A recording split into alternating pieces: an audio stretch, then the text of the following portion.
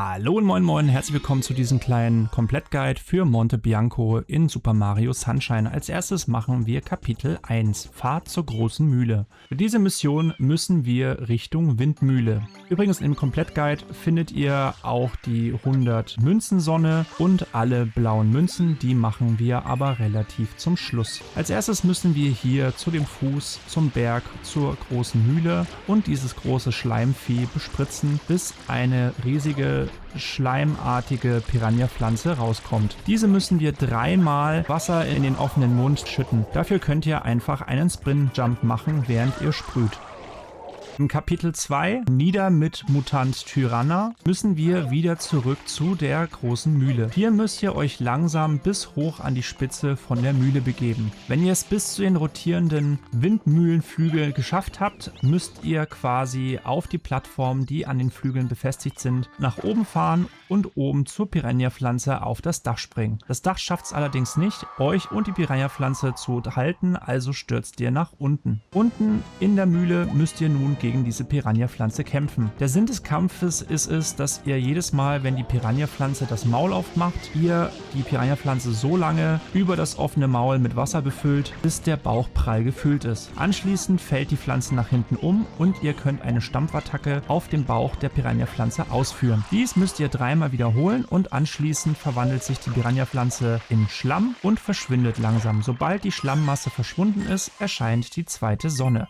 Für Kapitel 3, das Geheimnis der Hügelhöhle, müsst ihr in eine Höhle, die sich auf der anderen Seite der Map befindet. Geht wieder zu dem Übergang zu der Mühle und springt zu den Blumenplattformen mit eurer Gleitdüse nach unten. Es gibt natürlich noch einen anderen Weg. Ihr könnt über die Wasserläufer auch einen Sprung nach oben bekommen und so leichter Richtung Höhle gleiten. In der Höhle müsst ihr dann einen Parcours schaffen. Ganz am Anfang, wenn ihr die erste Plattform erreicht habt, haut hier den rechten Nagel runter. Habt ihr den Nagel runtergestampft, bekommt ihr hier ein extra Leben, falls ihr hier öfter sterben solltet, dass ihr keine Leben verschwendet. Sobald ihr diesen Parcours erfolgreich gemeistert habt, geht am besten gleich nochmal in dasselbe Kapitel rein und geht nochmal in die Höhle. Wenn ihr ein zweites Mal den Parcours betretet, wird euch diesmal nicht die Düse weggenommen. Mit dieser Düse müsst ihr jetzt 8 rote Münzen einsammeln. Ganz am Anfang müsst ihr einen Schalter betätigen und anschließend geht ein Timer los. Die erste rote Münze befindet sich gleich auf dem Weg nach oben.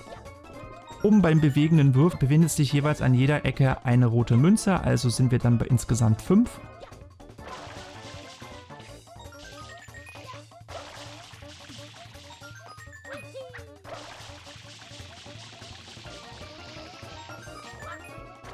Und die letzten 3 befinden sich einmal rechts 2 auf diesen rotierenden Sternen. Und gegenüberliegend auf dem einzelschwebenden, rotierenden Stern befindet sich dann die 8. Münze. Nun gehen wir in Kapitel 4, das Dorf der roten Münzen. Hier ist das Ziel des Kapitels, die 8 roten Münzen, die sich im Windmühlendorf befinden, einzusammeln. Die erste befindet sich gleich, wenn ihr reinkommt, auf den ersten Balancierseilen. Springt hier nach oben und geht nach rechts. Hier befindet sich nun auf dem Dach des ersten Gebäudes die zweite Münze. Springt rüber auf die weiße Mauer und über dem weißen Torbogen befindet sich dann die 3. Münze. Folgt hier einfach der Mauer. Bei der Unterführung bekommt ihr dann eure 4. rote Münze.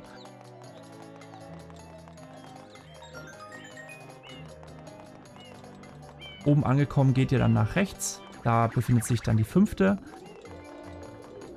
Schwebt einmal rüber. Ihr könnt natürlich auch über das Balancierseil nach drüben gehen. Da ist dann die 6. Münze. Nun müsst ihr nur noch zu den 2 Windmühlenhäusern rüberspringen. Zwischen diesen 2 Windmühlenhäusern befindet sich dann eine schwebende rote Münze. Das Spiel will ja eigentlich, dass ihr mit der einen Düse die Windmühlenblätter anstoßt, so dass sich die Platten, auf denen ihr steht, rotieren. Aber wir nehmen hier einfach die Schwebedüse und schweben nach drüben und sammeln dann die rote Münze ein.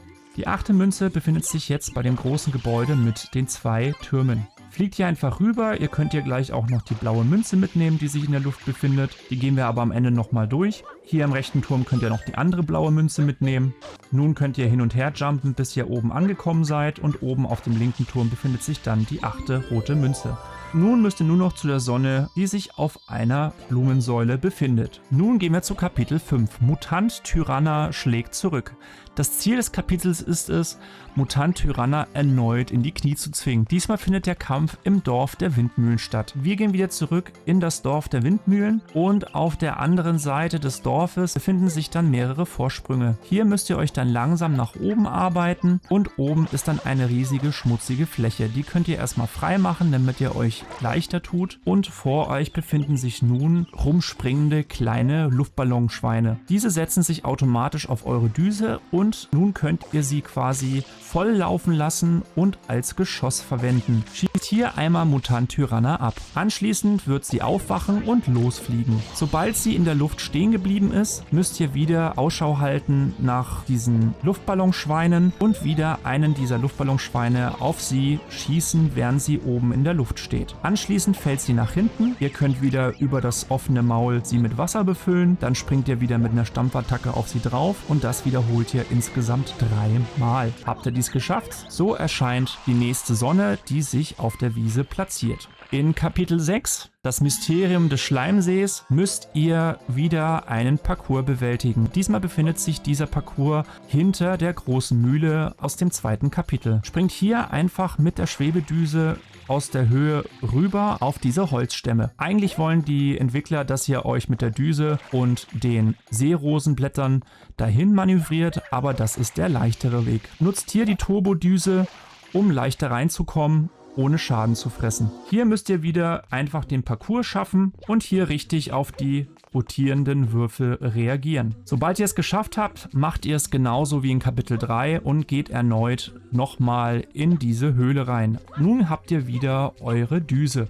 Hier liegt den Schalter und ihr habt 1 Minute 30 Zeit, um alle 8 Münzen zu sammeln. Die erste befindet sich gleich links von euch auf den rotierenden Plattformen. Ihr geht geradeaus, auf dem rotierenden Stern ist dann Münze Nummer 2. Hier braucht ihr gar nicht warten, bis der Würfel euch nach vorne transportiert hat. Springt hier einfach rüber und gleitet mit der Gleitdüse nach drüben. Hier befindet sich dann Münze 3. Wenn ihr nach oben fahrt, positioniert euch gleich beim diagonalen Rotieren auf dem grünen Würfel. So erhaltet ihr beim Hochfahren die 4. Münze und etwas weiter oben platziert ihr euch auf dem blauen Würfel, um die 5. Münze zu erhalten. Ganz oben angekommen sind dann hier die letzten 3 Münzen auf den bewegenden Plattformen verteilt. Habt ihr alle 8 Münzen eingesammelt, so erscheint auf der grünen Plattform die nächste Sonne. Kapitel 7 ist recht einfach. Mario Morgana ist los. Hier müsst ihr einfach euren Doppelgänger verfolgen und mit eurer Wasserdüse anspritzen. Wenn ihr einen gewissen Abstand haltet, könnt ihr eigentlich durchgehend auf Morgana schießen, während ihr lauft und sie trotzdem treffen. Habt ihr sie lang genug bespritzt, ihr müsst sie natürlich über den Parcours verfolgen, wirft sich Morgana auf den Boden und nach Ansprechen erhaltet ihr eure nächste Sonne. In Kapitel 8, der See und seine roten Münzen, müsst ihr zum See, der sich um die Windmühle herum befindet. Die erste Münze, die wir uns holen, befindet sich direkt im Wasser. Schwimmt hier zu den gelben Münzen und geht hier einmal auf die Seerose und springt hier nach oben mit eurer Gleitdüse, um die rote Münze einzusammeln.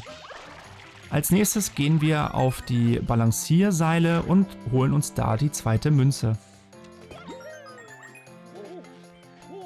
Nun gehen wir da wieder zu dem Vorsprung rüber, wo sich die geheimnisvolle Höhle befindet, balancieren hier langsam nach oben und springen dann einmal nach links rüber zum nächsten Balancierseil, wo wir uns dann die 3. Münze holen. Gehen weiter geradeaus, springen einmal nach links rüber. Hier befindet sich auf dem benachbarten Balancierseil Münze Nummer 4. Anschließend gehen wir natürlich wieder zurück und folgen dem Balancierseil langsam nach oben. Auf dem Weg nach oben begegnet ihr dann Münze Nummer 5.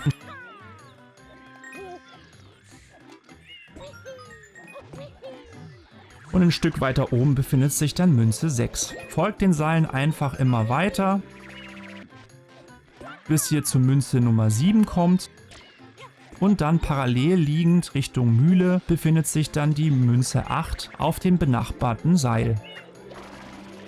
Geht hier rüber und holt euch am besten am Ende des Seils die blaue Münze, dann müsst ihr später da nicht erneut hin. Sobald ihr die Münze habt, holt ihr euch die 8. rote Münze und die Sonne spawnt dann anschließend in der Nische mitten in der großen Windmühle. Nun müsst ihr nur noch nach drüben gleiten, mit den Windmühlenflügeln hochfahren, gleitet einmal rüber und sackt die Sonne ein. Nun kommt die 100 Münzen Sonne. Für diese Sonne empfehle ich euch Kapitel 8 auszuwählen. Und ihr solltet im Idealfall schon Yoshi freigeschaltet haben. Yoshi schaltet ihr in Welt 4 Kapitel 4 frei. Yoshis Ei befindet sich dann direkt am Anfang. Dieser will dann eine bestimmte Frucht, in dem Fall ist es die Banane. Die gibt es ganz hinten rechts auf einem kleinen Bereich. Wir sacken die Banane ein und bringen sie Yoshi. Und anschließend gehen wir mit Yoshi einmal nach links zum Windmühlendorf und fressen da die ganzen Pokés. Für jedes gefressene Poké bekommt ihr eine Münze. Wenn ihr dann Richtung Mühle geht, seht ihr hier einige Bienennester. Benutzt hier die Schleckattacke, um die Bienen zu fressen. Jede einzelne Biene gibt euch eine Münze. Anschließend sprüht ihr einfach das Bienennest runter und fresst dann alle Bienen, die aus dem Stock entweichen, um euch anzugreifen. Rennt hier immer ein bisschen weg, dreht euch um, fresst ein paar, rennt wieder weg, fresst ein paar und macht das immer so weiter, damit ihr auf keinen Fall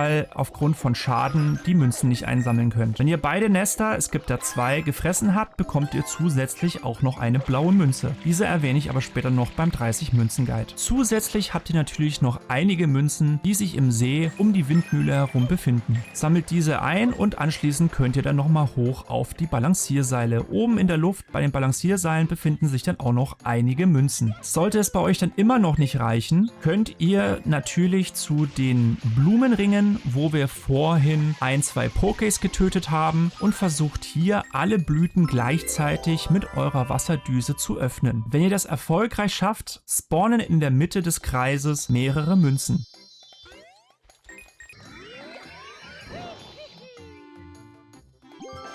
Anschließend kommen wir zu unserem blauen Münzen-Guide. Wir fangen mit den exklusiven blauen Münzen an, die ihr nur mit Yoshi erhalten könnt. Wie gesagt, braucht ihr dafür Yoshi. Diesen bekommt ihr in Kapitel 4 in Welt 4. Sobald ihr Yoshi freigeschalten habt, bekommt ihr eure erste Münze von den Bienenstöcken, die ich gerade erwähnt habe. Rennt hierfür einfach Richtung Mühle und bei den Palmen befinden sich dann 2 Bienenstöcke. Der hintere Bienenstock rechts enthält dann die blaue Münze. Dafür müsst ihr den Bienenstock nur runterschießen und alle Bienen mit Yoshi essen. Anschließend spawnt die blaue Münze. Die zweite Münze, die ihr mit Yoshi erhalten könnt, befindet sich bei den Windmühlendorf. Hinten links hinter dem Windmühlendorf befinden sich einige Schmetterlinge, darunter auch ein blauer. Diesen müsst ihr mit Yoshi fressen und anschließend spawnt die zweite blaue Münze. Für die restlichen Münzen wählt ihr weiterhin Kapitel 8. Da ihr hier alle Sachen freigeschaltet habt, die ihr benötigt, um die Münzen zu sammeln. Als erstes gehen wir vom Start geradeaus. Rechts neben dem ersten Torbogen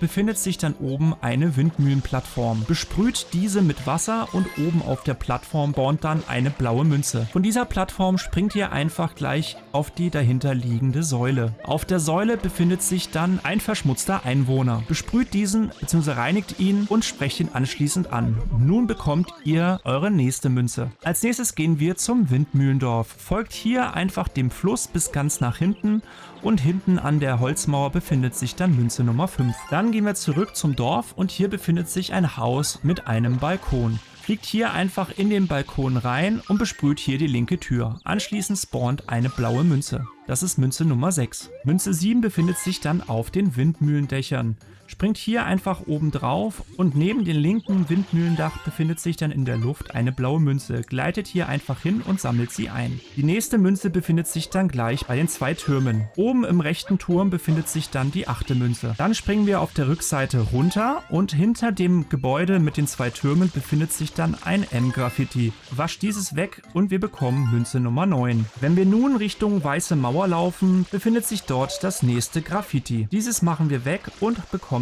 Münze Nummer 10. Als nächstes gehen wir mit der Gleitdüse zurück zu der Bosskampffläche von Kapitel 5. Oben auf der Plattform angekommen, da wo sich ursprünglich der Boss befunden hat, sind jetzt 2 Wolken. Wenn ihr diese besprüht, werden sie größer. Ihr könnt aber auch so drauf gleiten. Springt drüber bis zu der Plattform, wo sich der Boss befunden hat und sprüht hier einfach Wasser in die Luft. Anschließend spawnt die nächste Münze. Anschließend gehen wir zurück und versuchen hier auf die Plattform mit dem Balancierseil zu kommen. Hier könnt ihr einmal entweder mit Gleitdüsen Richtung Münze gleiten oder ihr holt euch im Windmühlendorf die Raketendüse. Mit dieser Raketendüse geht ihr einfach zu der Säule der Plattform und schießt euch nach oben. Anschließend geht ihr mit dieser Raketendüse wieder hoch zur Bossfläche und schießt euch hier auf diese Plattformen hoch. Mit der Düse springen wir dann runter und gehen weiter nach rechts. Schießt euch hier nach oben auf die Plattform, die sich rechts außen befindet. Nun gehen wir zurück zu dem weißen Haus mit den 2 Türmen. Hier befindet sich auf der Außenfassade ein roter Kreis. Sprüht hier den roten Kreis, bis er verschwunden ist, und anschließend schießt einfach mit der Düse eine kleine Wasserfläche auf den Boden und hechtet hinein. Lasst euch nun so weit gleiten, bis ihr bei diesem weißen Gebäude mit dem Torbogen angelangt seid. Sammelt die blaue Münze ein und anschließend macht ihr das gleiche. Platziert euch schon mal so ein bisschen in Wegrichtung. Jetzt müsst ihr nämlich wieder zurück zum anderen Kreis und besprüht aus der Distanz den roten Kreis. Anschließend hechtet ihr wieder zurück. Damit haben wir Münze 15 und 16. Nun gehen wir zurück zum weißen Torbogen und springen einmal nach oben. Von hier oben könnt ihr die X-Markierung sehen. Einmal innerhalb der Mauer und einmal auf der Außenseite Richtung Windmühle. Stellt euch hier einfach oben auf die Mauer und sprüht erstmal das X an der Innenseite an. Anschließend lasst ihr euch einfach auf der anderen Seite runterfallen und sammelt die blaue Münze ein. Geht dann wieder hoch auf die Mauer und schießt von einem anderen Winkel das X weg, wo ihr gerade die blaue Münze eingesammelt habt. Sobald das X weg ist, springt ihr zwischen die beiden Mauern und holt die nächste Münze. Eine blaue Münze haben wir im Windmühlendorf noch vergessen. Da gehen wir nochmal zurück und gehen auf die oberste Plattform, wo ihr auch die Sonne abgeholt habt für die Mission mit den roten Münzen. Oben auf der Plattform befindet sich dann ein blauer Papagei. Diesen müsst ihr abschießen, bis er eine blaue Münze fallen lässt. Nun geht ihr wieder oben auf die weiße Mauer und oben, wo wir schon das X gemacht haben, befindet sich ein Graffiti auf dem Boden. Die habt ihr wahrscheinlich schon gemacht. Das ist die Nummer 20. Als nächstes gehen wir erstmal auf die Rampe Richtung Windmühle. Dann dreht ihr euch auf dem halben Weg Richtung weiße Mauer. Hier befindet sich ganz rechts eine Palme. Gleitet hier auf die Palme oben drauf und sprüht Wasser in die Mitte. Habt ihr dies gemacht, so bekommt ihr Münze 21. Münze 22 befindet sich auf der Unterseite der Brücke Richtung Windmühle. Lasst euch hier einfach von dem Balancierseil an die Unterseite der Brücke katapultieren. Nun gehen wir Richtung Windmühle nach oben. Auf dem halben Weg nach oben begegnen wir einen verschmutzten Einwohner. Säubert ihn und sprecht ihn anschließend an. Und es erscheint die nächste Münze. Dann gehen wir weiter nach oben und auf dem halben Weg befindet sich auf der rechten Seite eine einsame grüne Säule. Spritzt hier einfach die obere Seite von der Säule an und es erscheint die nächste Münze. Wir gehen weiter nach oben und unten am Fuß der Windmühle befindet sich dann ein M-Graffiti. Das habt ihr bestimmt auch schon. Fahrt dann anschließend mit den Windmühlenrädern nach oben und auf dem Dach oben drauf befindet sich dann ein Poké. Zerstört das Poké und es erscheint die nächste Münze. Wenn ihr jetzt vom Dach aus Richtung Balancierseile guckt, befindet sich dann auf dem Plateau rechts die nächste Münze. Diese habt ihr wahrscheinlich schon bei dem Kapitel Der See und seine roten Münzen eingesammelt. Anschließend gehen wir wieder an den Fuß der Windmühle und gehen rechts ins Wasser und schwimmen den See entlang. Direkt rechts unten im Wasser befindet sich dann die nächste Münze. Anschließend schwimmt ihr etwas weiter gerade raus und auf der anderen Seite des Windmühlenbergs befindet sich dann unten im Wasser die nächste Münze. Schwimmt nun weiter geradeaus und ganz hinten links befindet sich dann hier auf einem Vorsprung ein Poké. Diesen müsst ihr einfach wieder töten und ihr bekommt eure letzte Münze. Ich hoffe, ich konnte euch helfen. Wenn ja, würde ich mich sehr über ein Like, Kommentar und oder Abo freuen. Wir sehen uns beim nächsten Mal. Tschüss mit Ö.